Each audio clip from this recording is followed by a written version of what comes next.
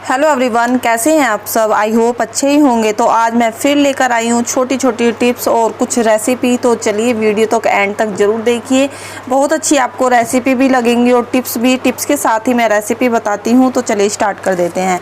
तो यहाँ पर मैंने मावा लिया है। तो फ्रेंड्स, ये मैंने फ्रिज में मावा रखा हुआ था। तो पहली टिप्स मेरी ये है, जब भी आपका मावा फ्रिज के अंदर हो तो आप उसे थोड़ी देर के लिए बाहर निकाल दें और उसके बाद ही इसे गर्म करें। इससे क्या होगा, थोड़ा सा जो मावा है वो सॉफ्ट हो जाएगा और जो गैस है वो भी कम लगेगी। तो मैंने उसके बाद जब मैंने मावे को बाहर निकाल दिया है, फिर उसके बाद मैंने निकाला है इसे कढ़ाई के अंदर, जिससे कि अब बहुत जल्दी सॉफ्ट हो जाएगा।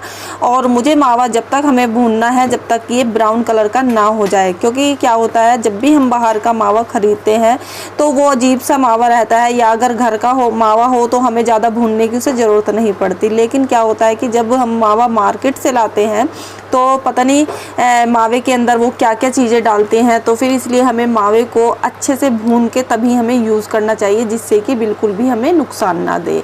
तो यहाँ पर बस मैं मावे को भून रही थी और मावे को हमें इस तरीके से भूनना है कि वो नीचे से लगे ना और हल्का हल्का करके ब्राउन भी हो जाए।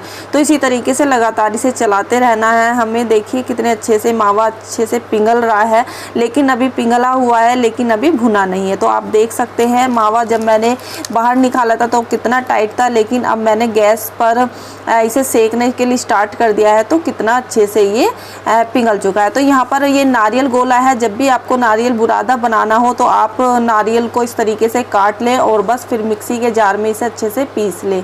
और इससे क्या होगा, मार्केट के बाजार से भी अच्छा आपका गोले का बुरादा बनेगा। तो आप इस तरीके से बना सकते हैं घर पर ही। तो यहाँ पर भी मावे को मैं धीरे धीरे भून रही हूँ, क्योंकि अगर हम ज़्यादा तेज़ भूनेंगे तो क्या होगा कि मावा लग जाएगा। और ये मैं आपको गोले का बुरादा दिखा रही थी कि कितना अच्छे से ये पिस चुका है। तो यहाँ पर बस जो मैंने मावा को भुना है वो भी अच्छे से भुन चुका है और हमारा जो कलर है वो भी चेंज हो चुका है। तो मैं यही आपको बता रही थी, जब तक कि मावे का कलर चेंज नहीं हो जाता तब तक मुझे ये भूनना है मावा। तो आप देख सकते हैं कलर कितना अच्छा आ रहा है, कितना अच्छे से ये मावा भुन चुका है। तो हमें इसे कढ़ाई में, अब मैंने गैस को ऑफ कर दिया है और इसे मावे को मैं अभी इसलिए चला रही हूँ जिससे कि अगर मावा मैं छोड़ दूंगी तो मावा क्या होगा कि नीचे लग जाएगा। तो इसे थोड़ी देर के लिए मैं इस कढ़ाई के अंदर इस तरीके से चलाऊंगी और फिर थोड़ी देर बाद में इसे किसी प्लेट में कर दूंगी, क्योंकि कभी ऐसा हो कि मावे का घी ना निकल जाए। तो यहाँ पर मैंने एक प्लेट के अंदर निकाल लिया है। आप देख सकते हैं जो मावे का जो कलर है कितना प्यारा आ रहा है। इसी तरीके का मुझे मावे का कलर चाहिए था, बहुत अच्छे से आ रहा है ना कलर। तो आप जब भी कोई मिठाई बनाए मावे को इसी तरीके से अच्छे से भून ले, क्योंकि ये मार्केट का मावा है तो ज़रूर ही भूनना होगा। तो अब मैं इसमें ड्राई फ्रूट्स मिला देती हूँ। चलिए स्टार्ट करती हूँ मैं इसे बनाना। तो यहाँ पर मैंने कुछ ड्राई फ्रूट्स ले लिए हैं। यहाँ पे मैंने खरबूजे के बीज ले लिए हैं, कुछ काजू ले लिए हैं, कुछ चिरौंजी ले ली हैं और चिरौंजी को मैंने अच्छे से साफ़ कर लिया है, कुछ किशमिश ले ली है। तो ये सारे के सारे ड्राई फ्रूट्स मैं डाल रही हूँ और अगर आप चाहें तो इसमें बादाम वगैरह भी डाल सकते हैं। और ये मैंने जो गोले का बुरादा बना के रखा हुआ है इसे भी मैं इसके अंदर डाल दूंगी। तो मैं आपको दिखा रही थी, देखिए कितना बिल्कुल बारीक से पिसा हुआ है। तो इसके अंदर मैं इस बुरादे को भी डाल दूंगी। तो वैसे तो मार्केट में भी बहुत इजी से मिल जाता है, लेकिन अगर आपके पास अवेलेबल ना हो मार्केट का कोई सुविधा तो फिर आप क्या कर सकते हैं, घर पर भी इस तरीके से आप गोले का बुरादा बना के इसे यूज़ कर सकते हैं। बिल्कुल भी टेस्ट में अंतर नहीं आएगा। तो बस यहाँ पर मैंने गोले का बुरादा भी डाले हैं, बाकी के ड्राई फ्रूट्स भी डाल दिए हैं। अब मुझे इसके अंदर डालना है बूरा, लेकिन उससे पहले मैं इसे कढ़ाई के अंदर डाल दूंगी। मैं अब कढ़ाई के अंदर इसलिए डाल रही हूँ क्योंकि कढ़ाई भी ठंडी हो चुकी है और मावा भी, और जो कढ़ाई है वो थोड़ी बड़ी है तो इसे मिलाने में आसानी रहेगी। क्योंकि अभी इसके अंदर मुझे बूरा भी डालनी है तो और भी ज़्यादा सामान हो जाएगा तो ये बाहर गिरने लगेगा। तो इसलिए मैंने उसी कढ़ाई में दोबारा इसे डाल लिया है। और यहाँ पर मैं डाल रही हूँ बूरा, या फिर आप चीनी को पीस कर भी इसके अंदर डाल सकते हैं। इससे क्या होगा कि अगर कोई बूरा पसंद नहीं करता तो आप चीनी भी डाल सकते हैं, लेकिन इसके अंदर बूरा भी बहुत टेस्टी लगती है। तो बस अब इसे अच्छे से हम मिला लेंगे। और बूरा को आप इतना मीठा जितना पसंद करते हो आप इतना ही डालें बूरा, और कम या ज़्यादा कुछ भी कर सकते हैं आप। इसमें आप अपने टेस्ट के अकॉर्डिंग ही मीठा डालें। तो बस अब मैं इसे अच्छे से मिला लूँगी। पहले मैं इसे अच्छे से चमचे से मिलाऊँगी और फिर उसके बाद जब ये मिल जाएगा तो फिर मैं हाथों की हेल्प से इसे अच्छे से मिलाऊँगी, क्योंकि हाथों से ही बहुत अच्छे से मिलता है। क्योंकि अगर हम चम्मच से कितना भी कर ले लेकिन वो वाले अच्छी तरीके से मावा और बूरा नहीं मिल पाएगी। तो इसलिए मैं बस अब चमचे को तो हटा दूंगी। अब मैं जो हाथ है मेरे उनसे ही सारा काम करूंगी। तो अच्छे से मैं इसे मिलाऊंगी जिससे कि बूरा है, ड्राई फ्रूट्स हैं और मावा है वो सारा अच्छे से मिक्स हो जाए। और जब तक हमें मिक्स कर देना है जब तक कि हमारे लड्डू बनने के तागार पे ना आ जाए, जिससे कि लड्डू अच्छे से बन जाए। तो इसलिए मैं अच्छे से इसे मिलाऊंगी जब तक कि मेरे लड्डू बनके तैयार नहीं हो जाते। और मैं बीच बीच में से चेक भी करती रहूँगी। जब जो लड्डू हैं मेरे बंधने लगेंगे यानी कि वो बिल्कुल अच्छे से मावा और ये बिल्कुल मिश्रण तैयार हो चुका है लड्डू बनाने के लिए। अगर आप चाहें तो लड्डू भी बना सकते हैं, अगर आप चाहें तो पेड़े भी बना सकते हैं, इसका कुछ भी बना सकते हैं, लेकिन फ़िलहाल मैं बना रही हूँ लड्डू। तो लड्डू इस तरीके से बहुत इजी तरीके से बन जाएंगे। बस गोल गोल हाथों से इस तरीके से थोड़ा सा मतलब कि थोड़ा टाइट हाथ से बनाए लड्डू, जिससे कि लड्डू है वो बिखरे ना।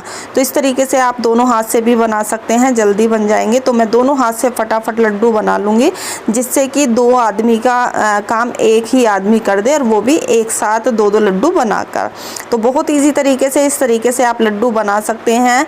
और सच बता रही फ्रेंड्स, ये जो लड्डू हैं इतने टेस्टी लगेंगे, आप सारे लड्डू भूल जाएंगे इन लड्डुओं के सामने। तो इस तरीके से आप जब भी आपका मन करे जब भी आप इन लड्डुओं को बना के खा सकते हैं। आपके बच्चों को बहुत टेस्टी लगेंगे। और सबसे बड़ी बात है ये जो लड्डू हैं बहुत ज़्यादा हेल्दी लड्डू होते हैं। तो अब मैं बनाने वाली हूँ तंदूरी नान घर पर ही, वो भी बहुत ईजी तरीके से। तो यहाँ पर मैंने आलू ले लिए हैं, इसमें मैंने हरी मिर्च है, हरा धनिया है और कसी हुई प्याज है, जो कि आप कद्दूकस में भी कर सकते हैं या फिर चॉपर से चॉप कर सकते हैं। तो ये सारे मसाले मैंने अच्छे से मिला लिए हैं। जो भी आपके नमक, मिर्च, हरा धनिया और सूखी लाल मिर्च, मतलब जो भी आपको मसाले पसंद हो वो आप इसे स्टफिंग में ले सकते हैं। तो यहाँ पर मैंने नॉर्मल सा आटा ले लिया है, लेकिन आटे के अंदर मैंने चने का आटा डाला है। तो बस इस तरीके से बेलन में थोड़ा सा मैं 2-3 बेलन मारूंगी, यानी कि रोटी को थोड़ा सा बड़ा कर लूँगी। फिर उसके बाद जो मैंने स्टफिंग तैयार की है वो स्टफिंग को मैं इसके अंदर डाल दूँगी। आप थोड़ी सी इसमें ज़्यादा ही लें तभी अच्छी लगेगी तंदूरी नान। तो तंदूरी अब क्या करना है, जैसे हम आलू के जो पराठे होते हैं इस तरीके से हम लोई बनाते हैं, तो इसी तरीके से हम इसकी भी लोई बना लेंगे। तो बहुत इजी तरीके से बन जाएगी। फिर इसे थोड़ा सा हाथों से ही बड़ा कर लेंगे, देखिए जैसे मैं कर रही हूँ। और इसी तरीके से हम बेल लेंगे, जैसे हम कोई भी सिंपल रोटी, आलू की पराठे वगैरह बनाते हैं ना, इस तरीके से हम इसे बेल लेंगे।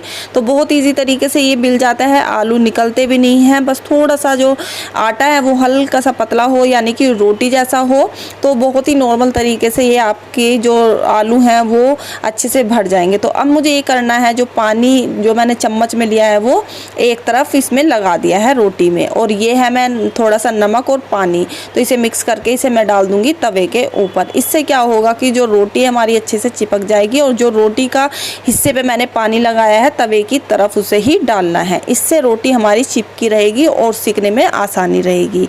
तो बस इस तरीके से आप कोई भी टॉवल वगैरह ले सकते हैं। अगर आपका तवे में हैंडल हो तो आप हैंडल को पकड़ के इस तरीके से सेक लें, और बहुत इजी तरीके से ये सिक जाती है। बस इसे गोल गोल इस तरीके से घुमाते रहना है, बहुत हल्के हल्के हाथों से घुमाते रहे, तो इससे जो आपकी रोटी बहुत अच्छे से सिक जाएगी। ये देखिए नीचे से भी कितने अच्छे से पक चुकी है और ऊपर से भी कितने अच्छे से पक चुकी है। अब आप इस पर बटर भी लगा सकते हैं या फिर देसी घी भी लगा सकते हैं। इससे जो टेस्ट है बहुत अच्छा आएगा। फ्रेंड्स एक बार ज़रूर बना के देखिए, आपके बच्चों को भी और आपके पूरे घर को बहुत ज़्यादा पसंद आने वाली है तंदूरी नान। बहुत अच्छी रेसिपी है, क्योंकि हर रेस्टोरेंट में जाते हैं तंदूरी नान की जो डिमांड है ज़रूर जाती है कि भाई हमारे लिए तंदूरी नान लाए। तो फ्रेंड्स ज़रूर बताइएगा आपको मेरी ये रेसिपी कैसी लगी है और कुछ टिप्स कैसी लगी है। फिर मिलती हूँ आपको नेक्स्ट वीडियो में, तब तक के लिए टेक केयर, बाय बाय, ध्यान रख।